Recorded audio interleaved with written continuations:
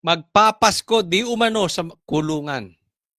Naglabas na ng arrest warrant ang ICC laban kay Senator Bato de la Rosa ayon kay Attorney Harry Roque. Nanindigan naman ang kampo ng senador na hindi siya pwedeng ipaaresto. Nasa frontline ng balitang yan, si Ian Suyo. Mag-iisang buwan nang hindi nakikita ng publiko si Senator Bato de la Rosa. Kasunod yan ng bali-balitang may arrest warrant ang International Criminal Court laban sa kanya kaugnay ng war on drugs. Sa Facebook post ng kaalyado ni De La Rosa na si Attorney Harry Roque, sinabi niyang inilabas na nga ang arrest warrant laban kay Bato na siyang nanguna sa drug war ng Administrasyong Duterte noon bilang PNP chief. Ay, Harry Roque! Sana naman hindi fake news yan, ha? Baka naman fake news yan. Hindi.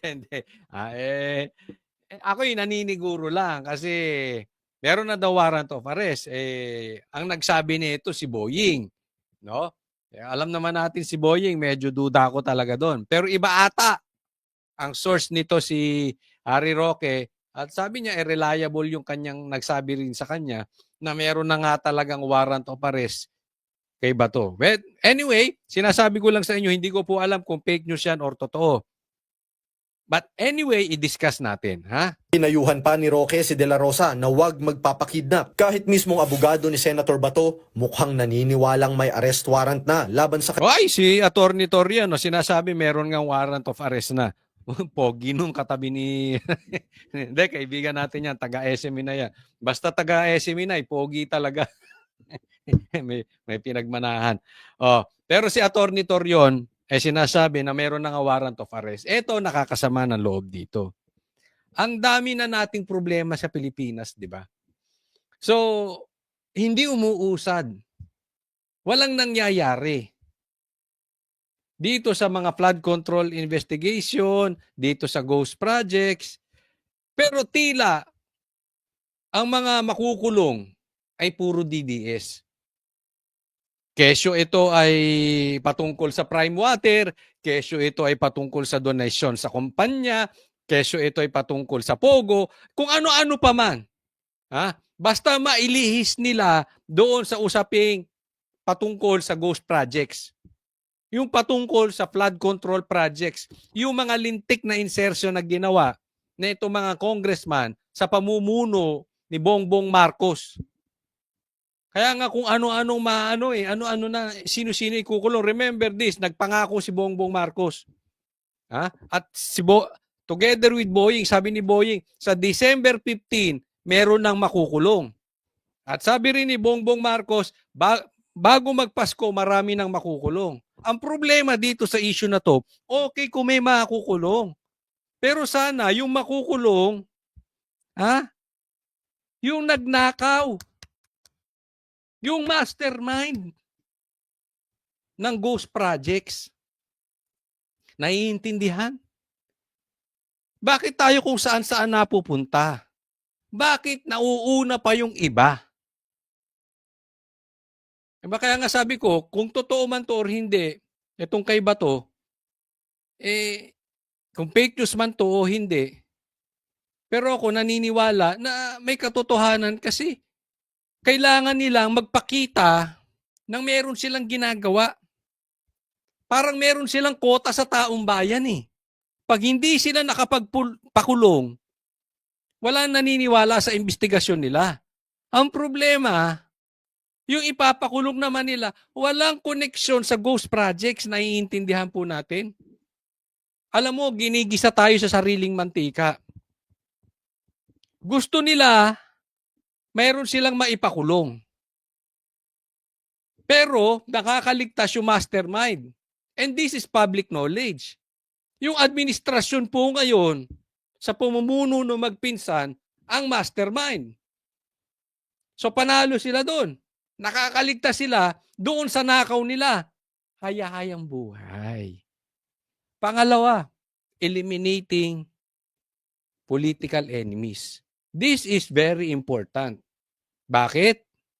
Mamaya i-explain ko. Pero pansinin ninyo, lahat po ng kinukulit ngayon ng gobyerno, lahat po ng makukulong ngayon ng mga politiko, lahat ng hinahabol ng gobyerno nito political enemies. Kaya wag po tayo papadivert dyan, ha? Mamaya po i-discuss nating mabuti yan. Kanyang kliyente. Parang totoo na talaga ito ata, itong arrest warrant na ito. Kasi maraming nang nagsasabi sa akin, hindi naman po pwede na gagawin na naman natin yung ginawa natin kay Tatay Digong, nadakpin na lang kaagad. Ayan. Alam mo, may punto rito si Atty. Torion. Kaya naman tayo ay sana nakikiusap sa Supreme Court. Pakibilis-bilisan naman ng galaw. AFP. Nga? Ano? Ilan pa ang makikidnap na politiko? Ilan pa ang makikidnap na political enemies? Ano, bastusin na natin ang korte ng Pilipinas? Dahil ang babagal ninyong magsikilos? Dahil mga tahimik kayo? Sinampahan na to ng kaso eh. No? Pinapasagot, kung tama ang aking pagkakaalala, pinapasagot na ng Supreme Court yung pagkakakidnap di umano kay PRRD. So, umuusad na. Kaya lang, mabagal pa rin. Hanggat hindi nagkakaroon ng desisyon na yung pagpapadala kay PRRD sa dahig ay illegal, unconstitutional, eh baka mamaya nadala na dun si Bongo, nadala na dun si Bato, nadala na dun si Sara. Tapos saka kayo magdidesisyon, hindi na natin makukuha dun. Naiintindihan po? Hindi na natin makukuha dun yung mga pinakdala, yung mga kinidnap sa dahig. Kaya naman, kung gagawa kayo ng aksyon, sana hindi papatay yung kabayo. Diba? Baka saka nyo ihain yung damo, patay na kabayo. Pakibilis-bilisan naman. Kasi hindi maganda yung mga presidents na nangyayari. Oh. And until walang pumipigil sa ginagawa ng gobyerno na ito, Supreme Court, AFP, hanggat walang pumipigil sa ginagawa nila at sinasabing mali yung ginagawa ng gobyerno, tutuloy nila yan. Ilang pang kikidnapin papuntang dahig?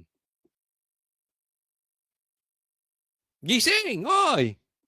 Ayon sa Defense Counsel ni dating Pangulong Rodrigo Duterte na si Attorney Nicholas Kaufman, wala siyang impormasyon tungkol sa umano'y arrest warrant kay De La Rosa. Siyempre, hindi yan magsasalta. Walang bayad.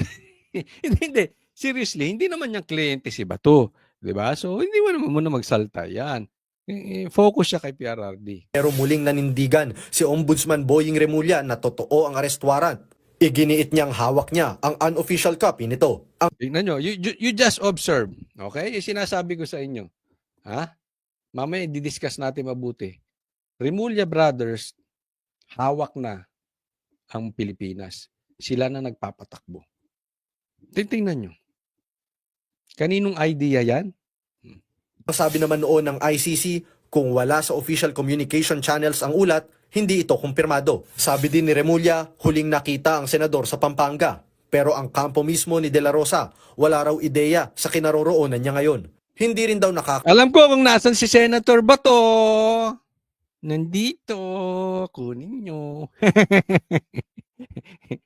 Gullible to mga. Baka maniwala na naman kayo. Tapos gamitin nyo sa aking kaso. Itinatago ko ni hindi ko nga naaaninag ang ano niyan. Ang buhok niyan. Ay nako. kausap ni Attorney Torion ang kanyang kliyente. Tanging asawa lang daw nito ang kausap niya. Sa ngayon, nakabinbin pa sa Korte Suprema ang petisyon ni na dating Pangulong Duterte at De La Rosa na kumukwestiyon sa pakikipagtulungan ng gobyerno sa ICC. Yan yung sinasabi natin, kine-question yung authority ng ICC, nakabinbin pa. Hanggang kailan kaya ibibinbin ng Supreme Court to? Katulad ngayon, pag naging sinabi ng Korte Suprema, illegal yung pagkakabitbit kay PRRD ron, makukuha pa ba natin si PRRD? Wala na. Diba? Pero okay pa rin yun. At least, hindi na pwedeng gawin sa mga susunod. No? Ang pinupunto ko lang dito, bilis-bilisan. Baka wala nang kwenta yung desisyon yung Supreme Court bago lumabas. Naku kayo. Pero ayon sa ICC accredited lawyer na si Gilbert Andres, pwedeng isuko ng Pilipinas ang isang akusado sa International Court. Base raw yan sa International Humanitarian Act. Nakasaad dyan na maaaring i-transfer ang isang akusado sa alinmang korte o international tribunal para sa grave crimes.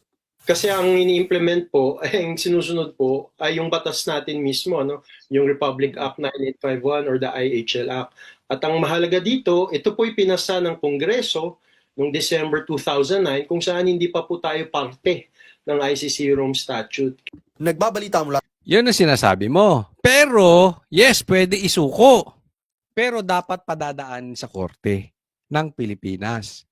Hindi yung pwede ka lang basta tangayin ka, pumunta dyan sa bahay mo si Torre, tapos may dalang warrant of arrest ng ICI, dadaling ka na ron.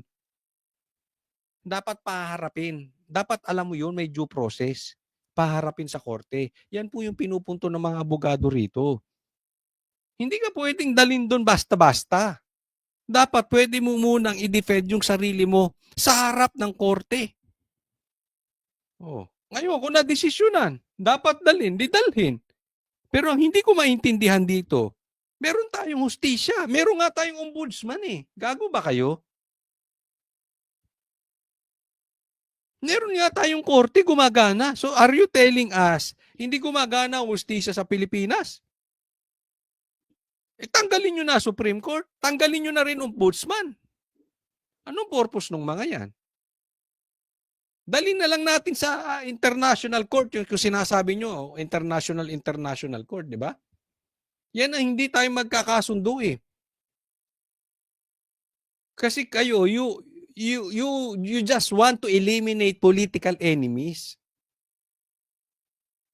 Kahit na masagasaan na yung ating soberanya. Obvious naman eh.